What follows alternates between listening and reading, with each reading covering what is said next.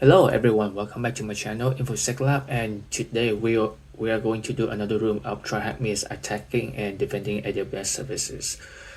Today is going to be another topic of IAM, and we're going to go over IAM credentials. Alright, let's get started. Introduction to IAM authentication. Every call to AWS is authenticated in some form. For the API, this is typically done through the request signing. However, when using AWS console, you log in using a more traditional username password combination. In this room, we'll dive into various ways to authenticate AWS and best practices for securing your AWS account and passwords. Alright, as usual, the task number 2 is just instructions on how to set up or configure your AWS account on the terminal. So I'm going to skip it. Root password. The first set of credentials we will discuss is the most powerful, the login password for the root account. This is the password you create when signing up as an AWS customer for the first time. There are a few limits on what the root user can do. So this password should be secure. If your AWS account was created before 2017, this password is also your Amazon retail password. So be careful when sharing your Amazon retail password with family and friends. If you use AWS organizations and created the AWS account via the created account API call, then the root password is randomly generated string. AWS doesn't return that password when an account is created via AWS organizations. To log in as root, you will need to do a password reset. To log in as root or reset password, you must use the main AWS sign-in page, which is found right here. There, you will be prompted to log in as an IAM user or the root user. Okay. Surface do not remote. Okay. Nothing much going on. So basically, AWS allow you to, when you go to this page to sign in, you have two options to sign in. Either you sign in as a root user, which is using your email address, or you can sign in as an IAM user. If you recall that IAM user is created by the root user after you log in. So the flow is like this. You are going to use your personal email to sign up for an AWS account. That email is going to be used as a login credential for your root user. And then once you log in, you're going to create an IAM user, which is known as the admin user. And then you are going to use that IAM admin user for any other task that you want to perform in AWS account. The best practice is never use your root user. After you sign up, set up your authentication MFA and create an IAM user for any other task that you want to perform. That's the best practice. Okay, moving on. IAM login profile. The login profile is the AWS term for a user's console password. Not all IAM users have access to the AWS console. The AWS console uses the term console password, while the AWS CLI and APIs use login profile. To grant an IAM user access via AWS console, you can do it from the user security credential tab or via the AWS CLI. Okay. So let's see. We are on the console right here. Let's see if we have any users. Yes, we have these users. And then you go to security credentials. Let's see what it would check.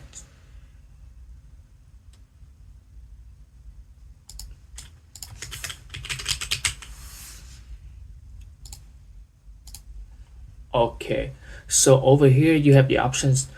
You have the option to check whether you enable the user to get access to the console or not. Here it seems like this specific user, try-hack-me IAM user, doesn't have the access or doesn't have the permission to have access to the console. All right, let's try to see the other user, which is this user. Again, security credential tabs. Here, you see the option is different, manage console access, meaning that this one is allowed, this user is allowed to have access to the console. As you can see right here, the last console log signed in is 9 minutes ago, which I just did. Alright. In AWS CLI, let's try this command AWS IAM create login profile.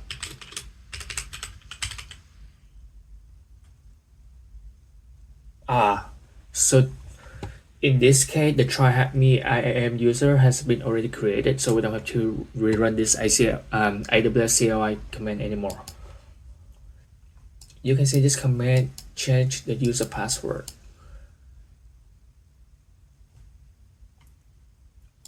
Oh, it changes the username password. No, okay. Oops, my bad. AWS IAM update login profile user try-hack-me IAM user password SolarWinds.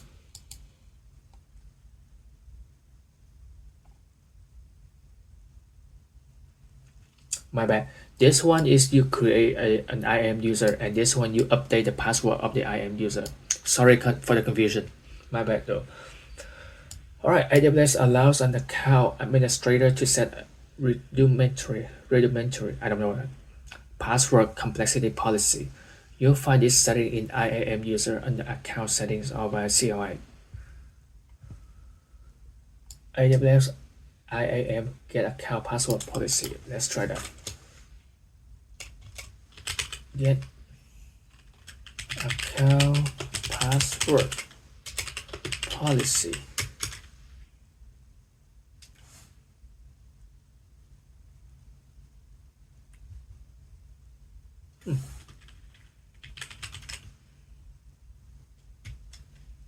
AWS IAM get account. Why is it policy? No such anything when calling the. Okay, so I guess we'll have to log in as a try-hack-me IAM user to actually see read this command. Let's try to see that in a console. Try-hack-me. Where do we see that? You'll find the setting under IAM under account settings.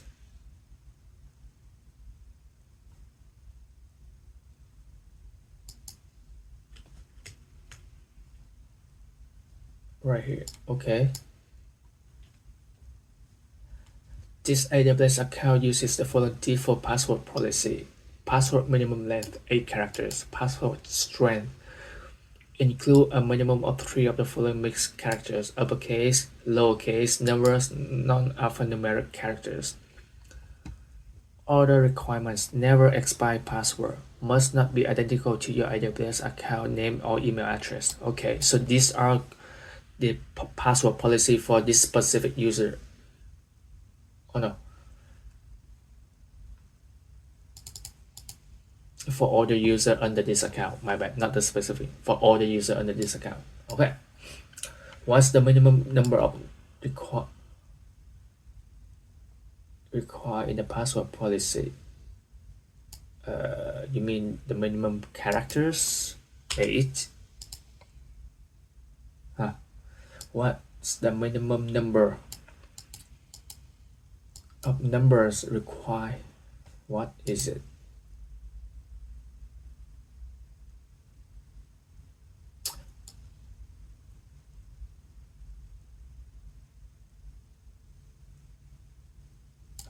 Oh, include a minimum of 3 of the following mix-up characters types.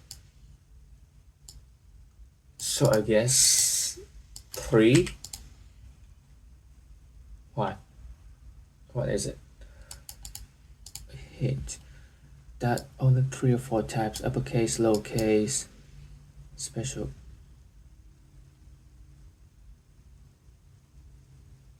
Uppercase, lowercase, special characters are required.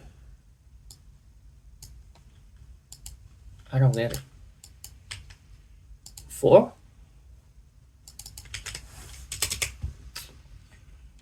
What's the minimum number of numbers required?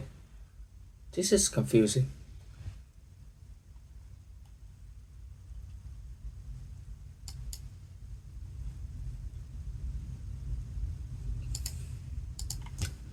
Note that only 3 of the 4 types, uppercase, lowercase, and special characters.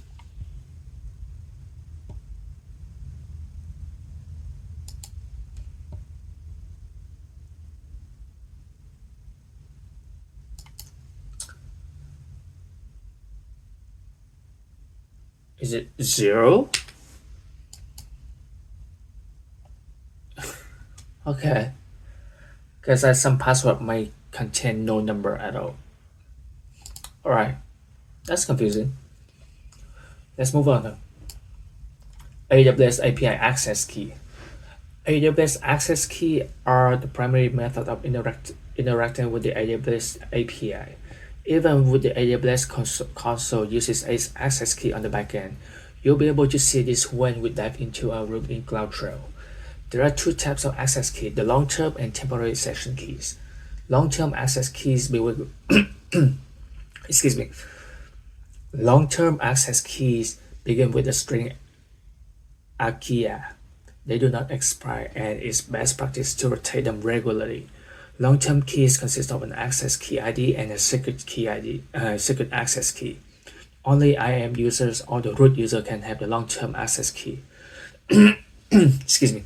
However, best practice is to never generate access key for the root user.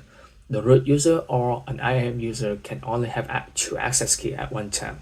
You're gonna set the access key ID or secret. They are always generated by AWS. Long-term access key can be active or inactive. You can disable AWS access key via this command. So this command is AWS IAM update the access key, and then you specify the access key you want to set active or inactive. Okay. To delete an AWS access key use, we run this command AWS IAM delete access key, and then you specify the access key. Now again, as you can see that the syntax of these AWS commands are similar. It starts with AWS and then the name of the service, and then it's gonna be the action you want to perform on that service. In this case, it's update access key and then delete the access key. Alright. Once deleted, a long-term access key cannot be recreated. Session keys have the expiration date, after which they are no longer valid. Session keys also have access key and secret access key, but they also have a long session token. The session key ID begins with Asia. As they are temporary, AWS session keys cannot be deleted or disabled like the long-term keys. Trivia: IAM may has different identifiers, which are documented here. Okay, let's take a look at it.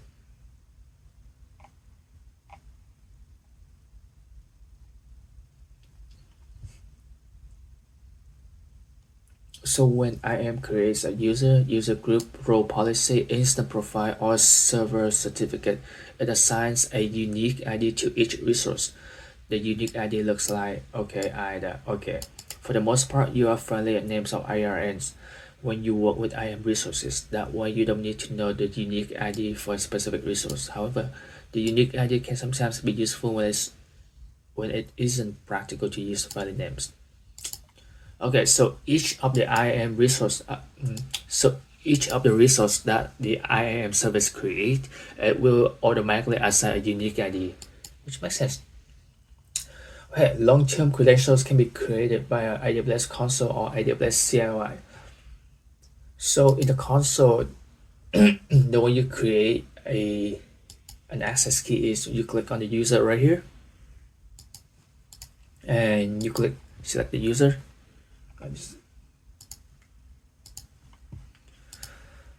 And then I will let you go to the security tab, credentials tab. No.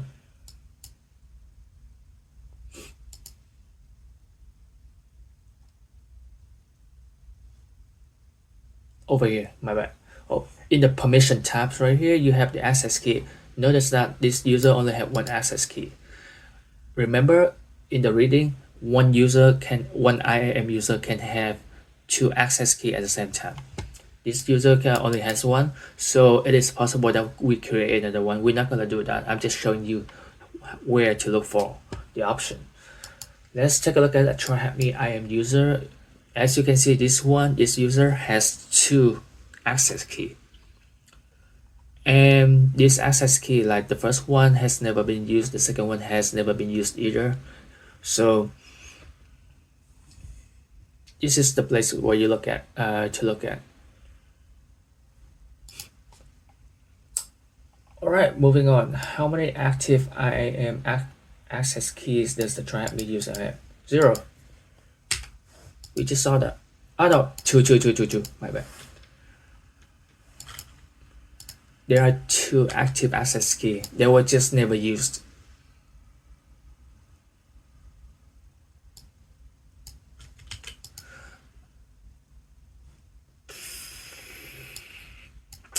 Okay, this one is active, this one is inactive. That's one.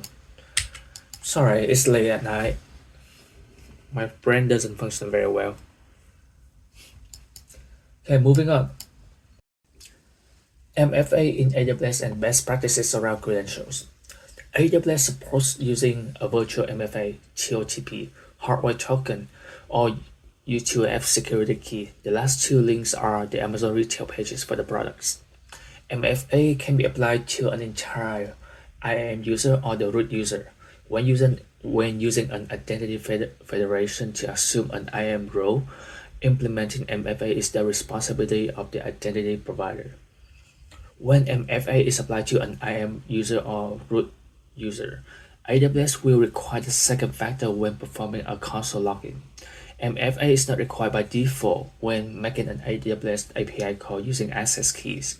However, IAM policies can implement conditions to require MFA. To do this, the user must first request temporary credentials and pass the MFA token as a part of the request. Then, the new temporary credentials will have a flag that says MFAs was present when they were created, and the IAM policy conditions will be satisfied. Mishandling of AWS credentials is the primary way an AWS account is compromised. There are several best practices for handling AWS access key that you should follow. Avoid using IAM user wherever possible. Many cloud providers offer the ability to use SAML or OIDC to get section credentials for AWS API access. Never commit an access key to a source code repository, GitHub, GitLab, etc. GitHub will scan all commits to public repository for any IKEA and notify AWS, who will promptly disable the key. But even private repositories can be compromised, and attackers know how to look for the IKEAs in source code and the configuration files. Rotate access keys often. When creating an access key, you have the option to download the credentials as a CSV file. This CSV file collected in download folder. If machines are not properly cleansed and decommissioned, or a laptop is left in a taxi cab, these credentials can find themselves in a cell on the dark web.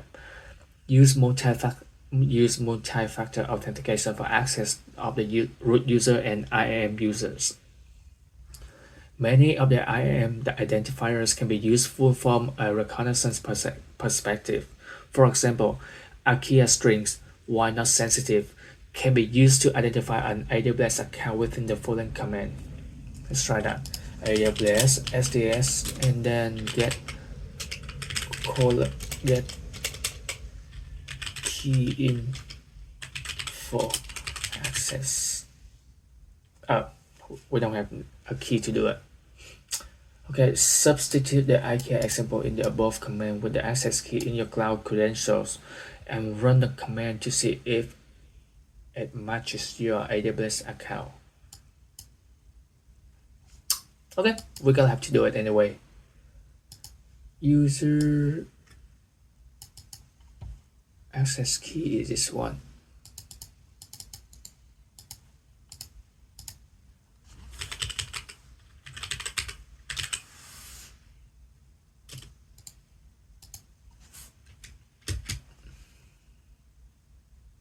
Okay, AWS SDS get access key info access key ID.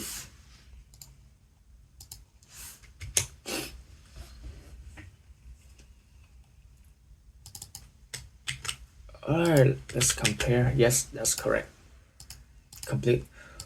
What account ID does this one belong to? Let's see, AWS SDS, and then get access key info access key ID.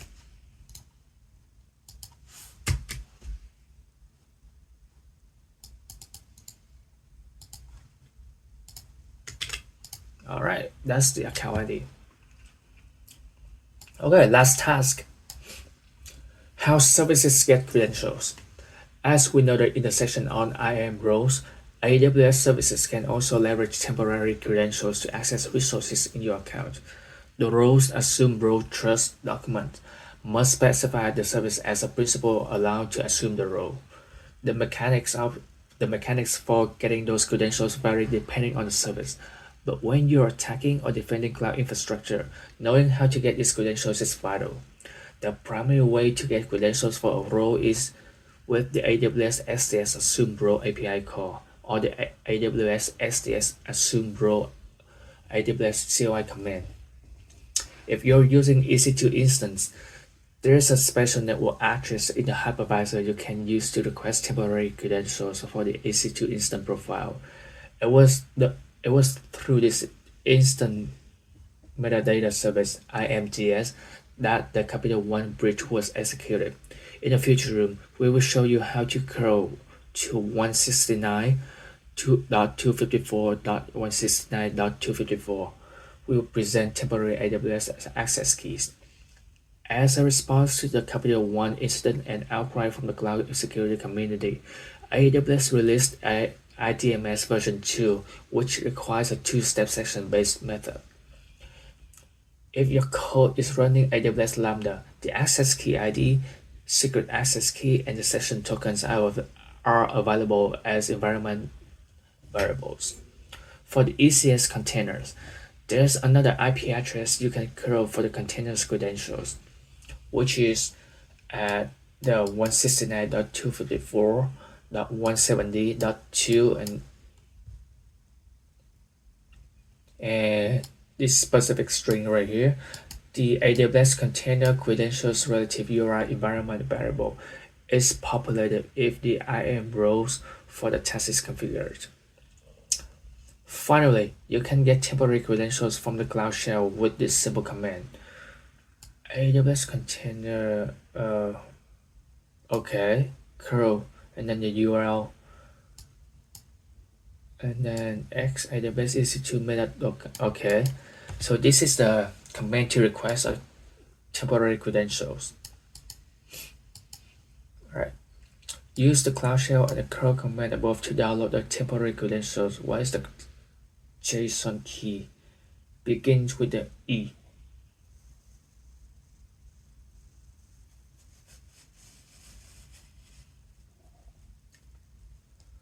Okay. My Cloud Shell is here. Use the Cloud Shell as a curl command above. Download the temporary credentials. Why is the JSON key start with the E? So this command requires a temporary credentials.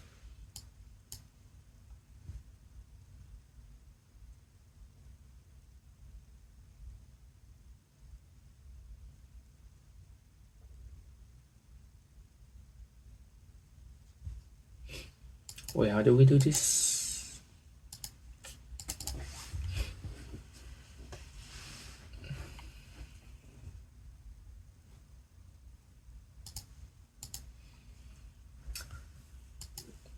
Wait, I'm confused.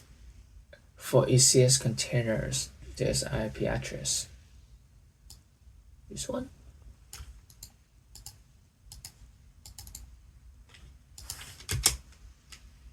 Ah,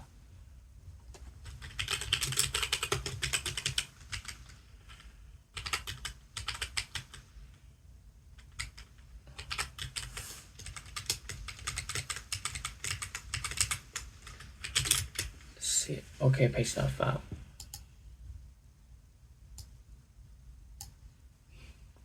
Let's see, ECS.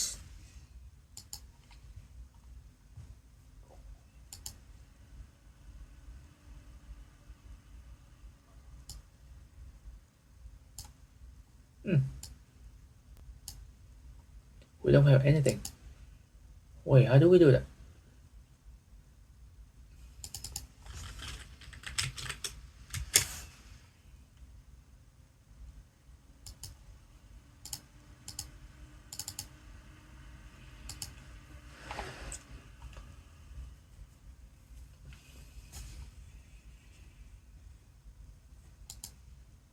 So this one, AWS container credential relative URI environment variable is populated if IAM for task is configured.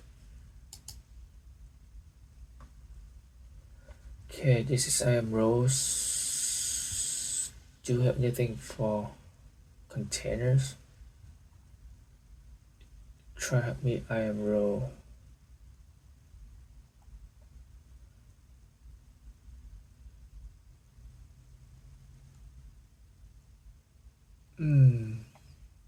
Okay.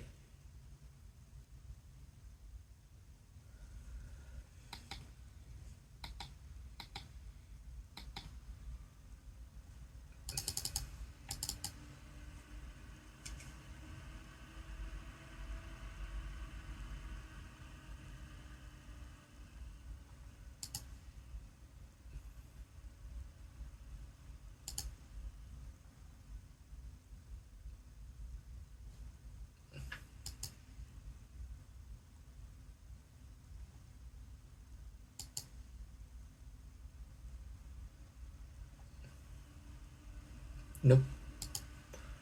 Not this one. Not this one. Global.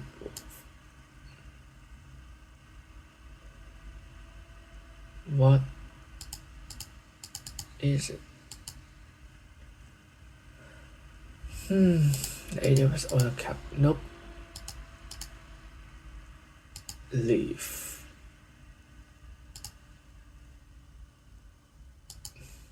This one just looks a bit. Wait a minute.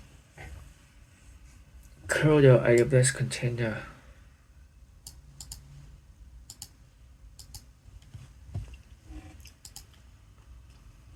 Let me look at.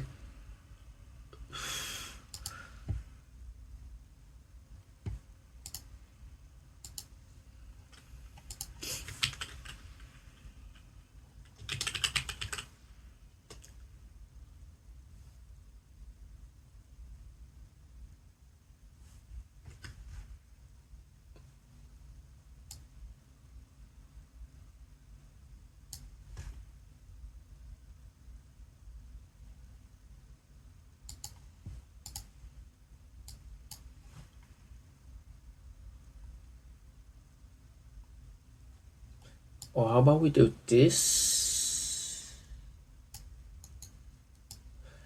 Oh, okay, I got it. Okay, so I was trying to find the value of this one, the AWS container credentials and relative URI. I thought that it was something that we have to get from AWS resources, but no, these are environment. These are environment variables. So as long as you type this one, you should be able to get it. I'm so dumb tonight. Bruh. There's nothing. I guess because we didn't get the credential. In order to access that, we first have to set the temporary credentials for that. Okay, we got the temporary credentials. When using temporary credentials, what are the first four letters of the access key ID? First four, Asia. Asia. Yes. And then when create a command about to download the temporary credentials. Okay, now we have the credential. We can use this command to download to see what it is.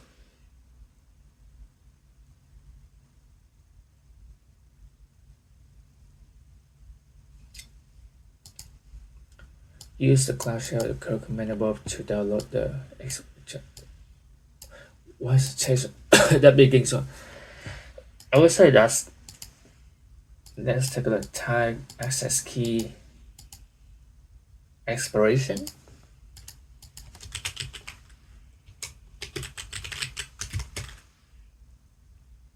Alright, cool. I completed the room. Yeah, the last question was a little bit confusing to me. I was like, wait a minute. But yeah, sorry guys. It's been late at night, and then I don't think that I can continue any other videos. But like, yeah, the last part I was struggling because I thought that those are even though I read those are the environment variables, but I was still trying to figure out the values of those variable. And was like, wait a minute, where could I find those credentials? Oh, yeah, where could I find those values URL URI? And I was like, okay, because those are environment variables, so they are already in the clouds, in the shell system. I was a little bit dumb right there, but anyway, thank you for watching my video, and hopefully I'll see you next time. Bye.